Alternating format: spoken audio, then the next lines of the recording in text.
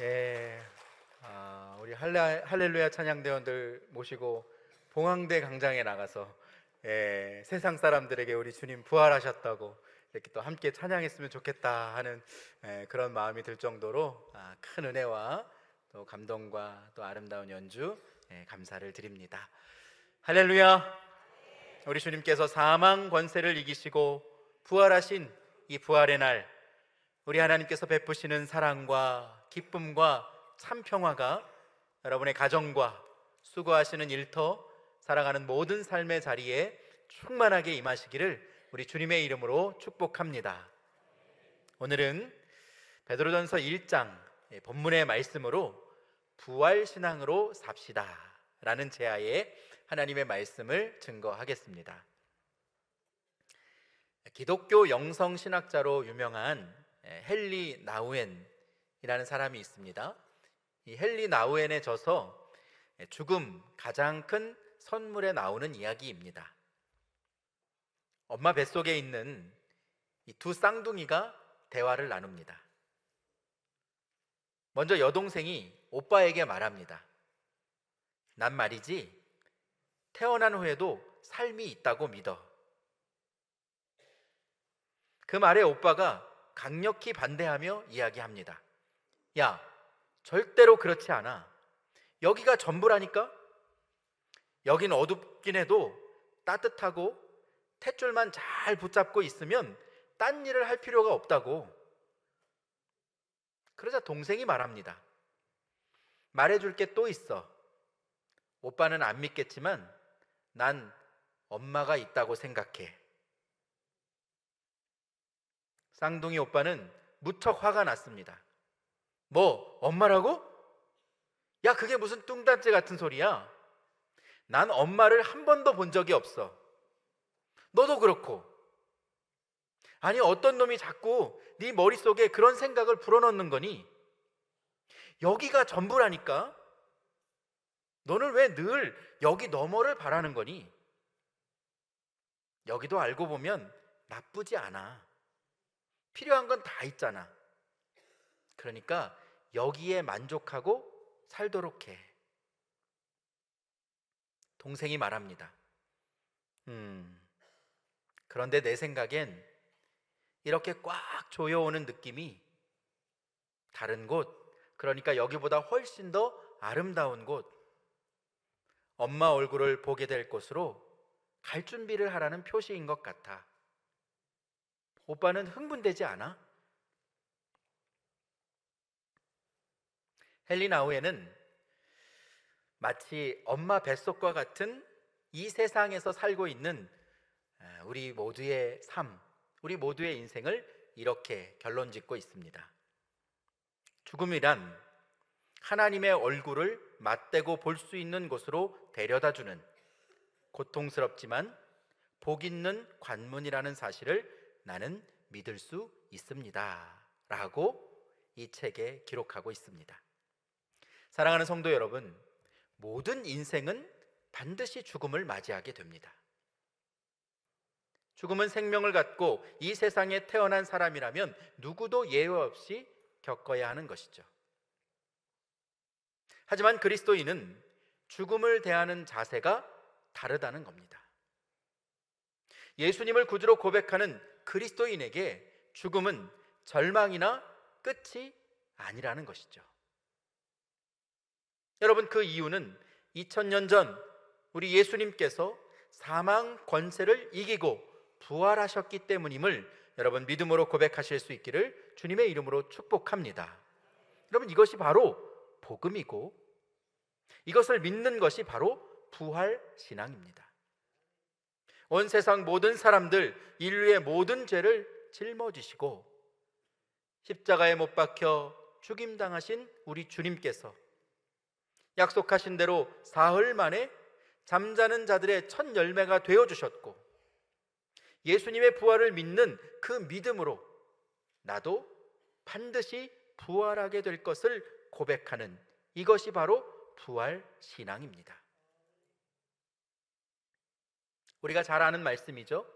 요한복음 11장 25절과 26절 말씀, 우리 예수님이 하신 말씀인데 다 같이 화면을 보면서 함께 고백해 보겠습니다. 자, 시작. 예수께서 이르시되 나는 부활이요 생명이니 나를 믿는 자는 죽어도 살겠고 무릇 살아서 나를 믿는 자는 영원히 죽지 아니하리니 이것을 내가 믿느냐. 믿으시면 아멘. 무릇 살아서 나를 믿는 자는 영원히 죽지 아니하게 될 것을 여러분 믿으십니까? 이것이 바로 부활 신앙을 가진 우리 주님, 하나님의 백성들에게 주시는 주님의 약속입니다. 2000년 전 부활하신 주님께서 오늘 지금 이 순간에도 동일하게 살아계셔서 나의 구주가 되어주시고 나에게 영원한 천국, 영원히 죽지 않는 하나님의 나라를 유업으로 주실 것을 믿음으로 선포할 수 있는, 부활 신앙을 가지고 하나님 나라를 기다리는 자로 살아갈 수 있는 여러분 되시기를 주님의 이름으로 축복합니다. 오늘 본문 말씀이 기록된 베드로전서는 예수님의 제자였던 베드로가 기록한 소망의 서신입니다. 이 편지가 기록될 당시 이 초기교회 공동체는 로마의 박해와 억압으로 인해서 그들의 믿음과 신앙을 지키고 사는 것이 너무나도 어렵고 힘든 상황이었습니다.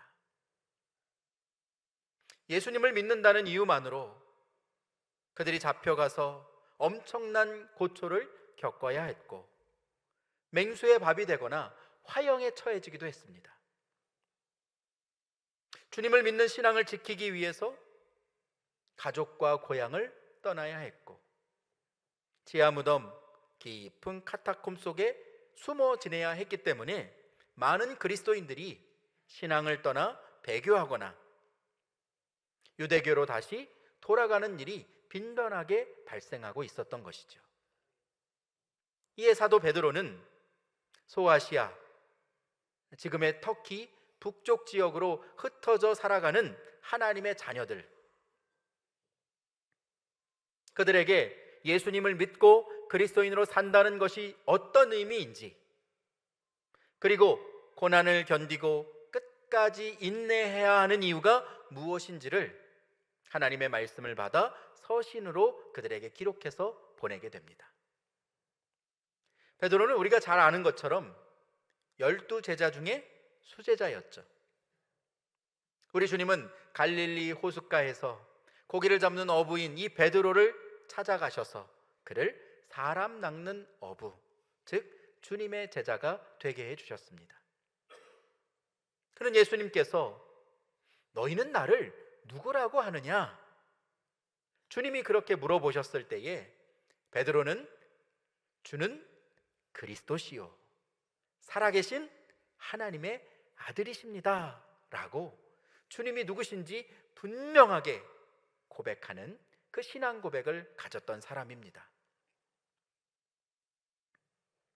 군병들이 검과 몽치를 들고 예수님을 잡으러 왔을 때에도 베드로는 대제사장의 종이었던 말고의 길을 칼로 내리쳐서 예수님이 체포당하는 것을 강력히 저항할 만큼 그에게는 혈기와 열정이 가득해 있었습니다. 하지만 정작 예수님께서 공회로 끌려가서 유대 종교 지도자들에게 신문을 받으실 때에 그는 예수님께서 예고하셨던 것처럼 나는 저 사람을 모릅니다. 주님을 모른다고 3번이나 부인했고 나는 저 예수를 알지 못한다고 저주하고 맹세하며 도망쳐버리고 말았습니다. 그렇게 연약하고 불완전했던 베드로가 여러분 부활하신 예수님을 다시 만나고 난 이후에 어떻게 변했을까요? 갈릴리로 찾아와 주신 주님은 제자들에게 조반을 차려주시고 베드로에게 베드로야 내가 나를 사랑하느냐? 내가 나를 사랑하느냐고 3번이나 그에게 물어보셨고 주님은 베드로의 사명을 다시 회복시켜 주셨습니다. 내 양을 먹이고 나를 따르라. 베드로는 주님이 약속하신 대로 예루살렘을 떠나지 않고 오순절 마가의 다락방에서 간절히 기도하며 그가 말씀을 전했을 때 그곳에 성령의 임재가 있었고 그는 성령 충만함을 받게 됩니다. 그의 옛사람은 죽고 이제 새로운 사람이 되어서 이전에 주님이 잡혀가셨을 때에 두려운 마음으로 벌벌 떨었고 도망가야 할 수밖에 없었던 그 베드로가 이제는 부활의 증인이 된 것입니다.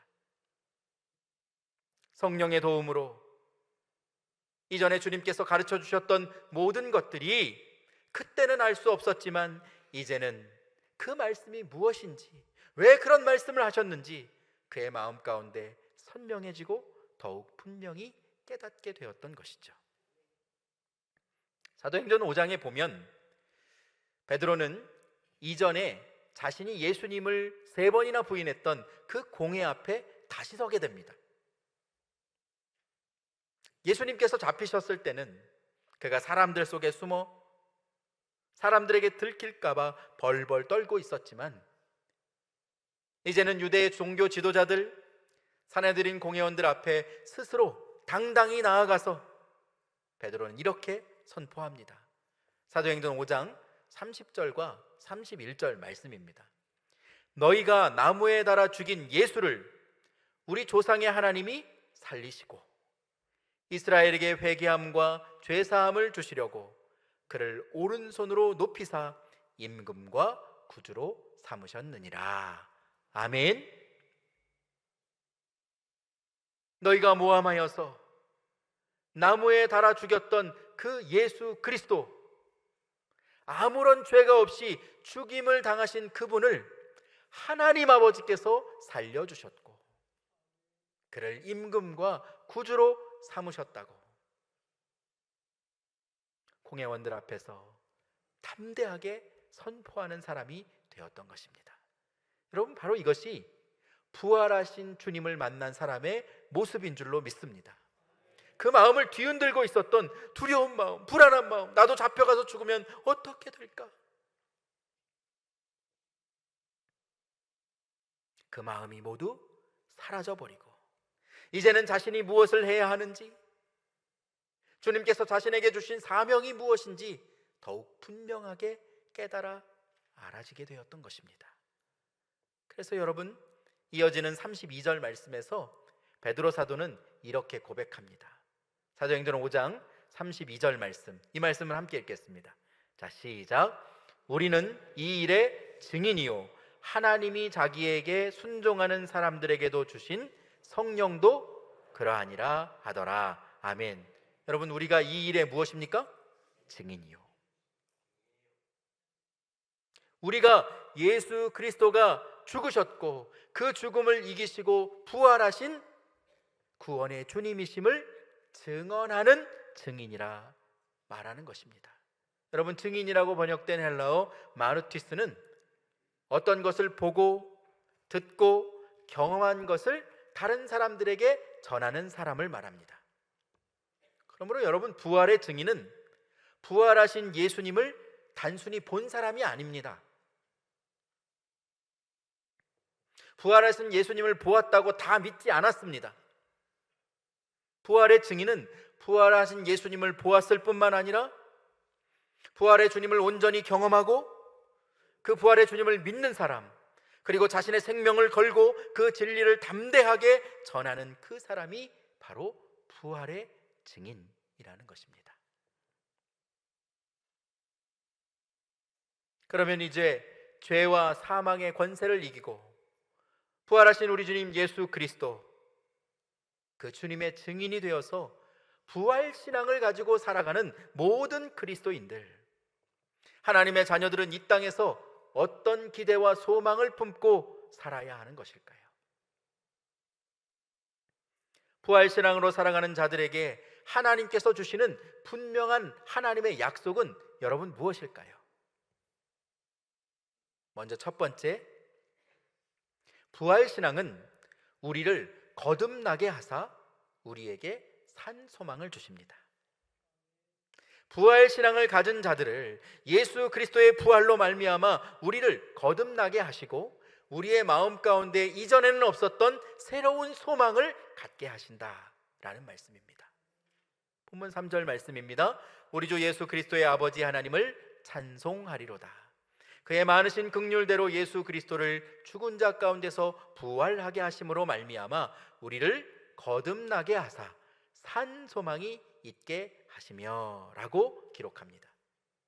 베드로 사도는 하나님의 긍휼하심, 하나님께서 죄로 인하여서 죽을 수밖에 없는 우리들을 안타깝게 여기시고 불쌍히 여기시는 그 긍휼의 마음으로 아들 예수 그리스도를 죽은 자 가운데서 부활하게 하셨고 우리도 그 주님의 긍휼하심을 입어 거듭나게 하시고 그로 인해 우리의 마음 가운데 산 소망으로 가득하게 하셨다라고 기록하고 있습니다.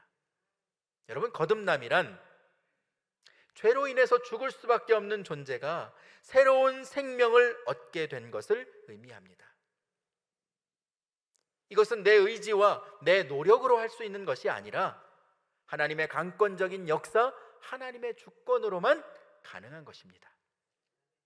부활하신 예수님을 믿고 우리가 그분을 나의 구주로 고백할 때 우리는 거듭남, 영적으로 다시 태어나게 되는 것입니다. 우리가 이 세상에 소망을 두고 내가 움켜쥐기 위해서 노력하는 모든 것들, 그것을 성경은 육신의 정욕과 안목의 정욕과 이생의 자랑이라고 기록하고 있습니다. 그러한 것들을 내 것으로 취하기 위해서 우리는 수단과 방법을 가리지 않고 내 인생이 영원할 것처럼 앞만 보며 달려가는 인생을 살아갑니다. 그런데 어느새 뒤돌아보면 이 모든 것들이 안개처럼 사라지는 것들이요, 허무한 것들임을 어느새 깨닫게 된다는 것이죠. 하지만 부활의 능력을 믿고 예수 그리스도로 인하여서 거듭난 그 사람은 이 세상에 소망을 두는 것이 아니라 육신의 정욕, 안목의 정욕, 이생의 자랑에 우리의 마음을 두고 살아가는 것이 아니라 하나님 나라에 소망을 두고 살아가게 되는 줄로 믿습니다. 이것은 세상이 알지 못하는 소망입니다. 부활하신 주님을 믿음으로 고백하는 자들만 그 마음과 함께 품게 되는 산 소망, 여러분, 그것이 무엇인지 본문 4절 말씀 함께 읽습니다. 자, 시작. 썩지 않고 더럽지 않고 쇠하지 아니하는 유업을 있게 하시나니 곧 너희를 위하여 하늘에 간직하신 것이라. 아멘. 사랑하는 성도 여러분, 부활 신앙을 마음 가운데 품고 사는 하나님의 자녀들을 위해서 하나님께서 하늘에 예비하신 유업이 있다는 겁니다. 그것은 썩지 않고 더럽지 않고 쇠하지 아니하는, 절대로 변하지 아니하는 영원한 하나님 나라입니다. 우리가 가진 그 부활 신앙으로 인하여서 이 세상에서 하나님께서 유업으로 주실 하나님 나라에 간직하신 그 하나님 나라를 우리의 마음 가운데 산소망으로 품고 이 세상에서 믿음으로 승리하며 살아가는 여러분 되시기를 주님의 이름으로 축복합니다. 두 번째, 부활신앙은 예비하신 천국에서 영생을 누리는 기쁨을 얻게 해줍니다. 우리가 가진 부활신앙은 하나님께서 예비하신 그 천국, 하나님 나라에서 우리가 영원히 살게 되는 기쁨을 주시는 것이라고 말씀하는 겁니다.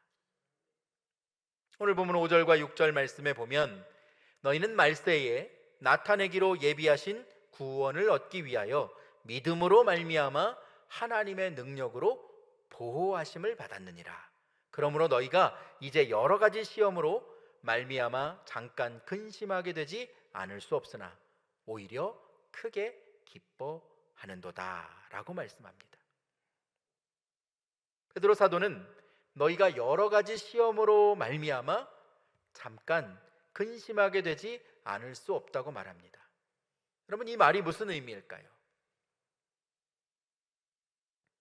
우리가 부활하신 주님을 믿고 우리의 마음 가운데 산 소망을 가졌다고 해서 우리가 이 세상에서 겪는 고난과 근심이 한순간에 사라지지 않는다는 것입니다. 신앙생활을 열심히 해도 때로는 억울한 일을 당할 수도 있고 수고하는 사업에 실패할 수도 있습니다. 갑자기 찾아온 질병으로 인하여서 어려움을 당할 때도 있습니다. 하지만 여러분, 그것으로 인해 하나님이 나를 사랑하시지 않는구나, 하나님은 나를 버리셨구나, 여러분 절대 오해해서는 안 된다는 겁니다. 시험이 찾아오고 때로 근심하게 되는 것은 믿는 사람이나 믿지 않는 사람이나 동일하게 찾아오는 것입니다. 예수님을 믿는다고 해서, 우리가 교회에 다닌다고 해서 우리에게 찾아오는 어려움이 비껴가지 않습니다. 그러면 여러분, 우리가 신앙생활하는 유익은 무엇입니까? 왜 우리가 예수님을 믿는 것입니까? 베드로전서 4장 12절과 13절 말씀에 사도 베드로는 이렇게 고백합니다. 사랑하는 자들아, 너희를 연단하려고 오는 불시험을 이상한 일 당하는 것 같이 이상히 여기지 말고 오히려 너희가 그리스도의 고난에 참여하는 것으로 즐거워하라.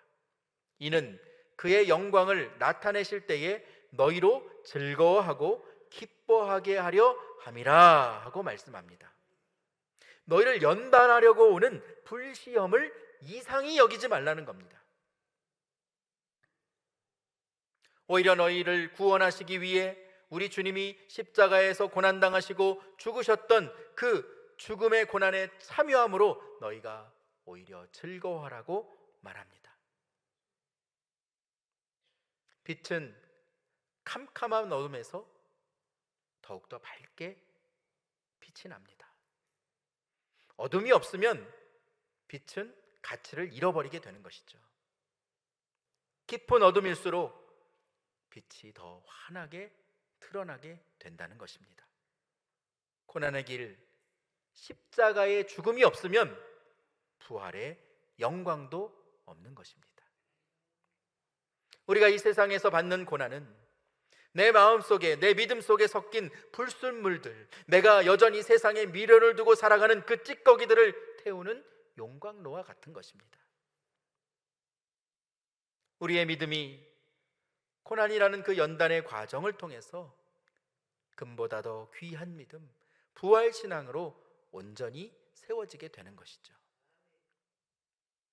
사랑하는 여러분, 부활신앙은 우리가 장차 하나님 나라에서 누리게 될 그 영생의 기쁨을 오늘 내 삶의 자리에서 미리 맛보는 것입니다.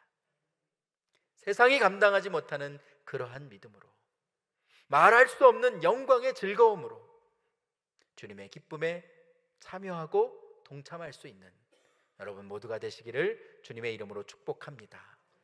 마지막으로 세 번째, 부활신앙은 다시 오실 우리 주님의 재림을 소망하게 합니다. 사도행전 1장 11절 말씀에 보면 이르되 갈릴리 사람들아 어찌하여 서서 하늘을 쳐다보느냐, 너희 가운데서 하늘로 올려지신 이 예수는 하늘로 가심을 본 그대로 오시리라 하였느니라 하고 말씀합니다. 죽음을 이기시고 부활하신 주님은 제자들이 보는 가운데 하늘 위로 승천하셨습니다. 그리고 승천하신 모습 그대로 이 땅에 다시 오실 것을 약속해 주셨습니다.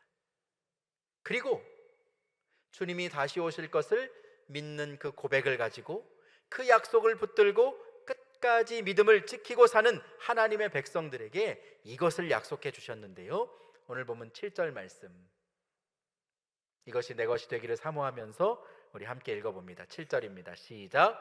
너희 믿음의 확실함은 불로 연단하여도 없어질 금보다 더 귀하여 예수 그리스도께서 나타나실 때에 칭찬과 영광과 존귀를 얻게 할 것이니라. 아멘. 초기교회 성도들이 박해와 고난 속에서도 목숨을 걸고 그들의 믿음을 지킬 수 있었던 것은 그들이 가진 부활신앙이 이전에 예수님께서 부활하셨을 때 그 과거에 얽매여 있는 것이 아니라 우리 주님께서 약속하신 대로 사흘 만에 부활하셨던 것처럼 주님이 또 주신 그 약속, 내가 다시 오겠다 말씀하신 그 약속이 반드시 이루어지게 될 것을 그들이 믿었기 때문에 그들이 부활하신 주님의 약속을 믿는 부활신앙으로 살아갈 수 있었던 것입니다. 그러므로 여러분, 부활신앙은 다시 오실 주님을 기다리는 종말신앙으로 사는 것입니다. 그리스도인은 이 세상에 살지만 재림하실 주님을 기대하며 이 세상에서의 썩어질 것들에 마음을 뺏기지 않고 예수 그리스도께서 다시 오실 그때를 우리가 마음으로 준비하고 하루하루를 거룩하고 신실하게 살아가는 하나님의 백성들이 되어야 하는 것입니다. 사랑하는 성도 여러분, 바라기는 오늘 주신 이 말씀과 같이 썩지 아니하는 산소망과 우리에게 주실 영생의 기쁨을 마음껏 누리며 우리 주님의 다시 오심을 기다리는 부활 신앙으로 승리하는 여러분 되시기를 주님의 이름으로 축복합니다. 오늘은 우리 주님께서 사망 권세를 이기고 부활하신 부활의 날입니다. 하지만 우리의 기쁨은 여러분 오늘 하루로 끝이 나는 것이 아닙니다. 오늘이 지나고 내일이 되면 부활하신 예수님의 그 기쁨이 끝나는 것이 아니라는 말씀입니다. 주님이 부활하신 오늘부터 이제 우리는 오순절 성령 강림 주일로 지키는 5월 24일까지 7주간 50일의 기간 동안 부활의 기쁨을 함께 나누고 이 소식을 세상에 나가서 증거하는 파스카 기쁨의 50일 절기를 시작하게 됩니다.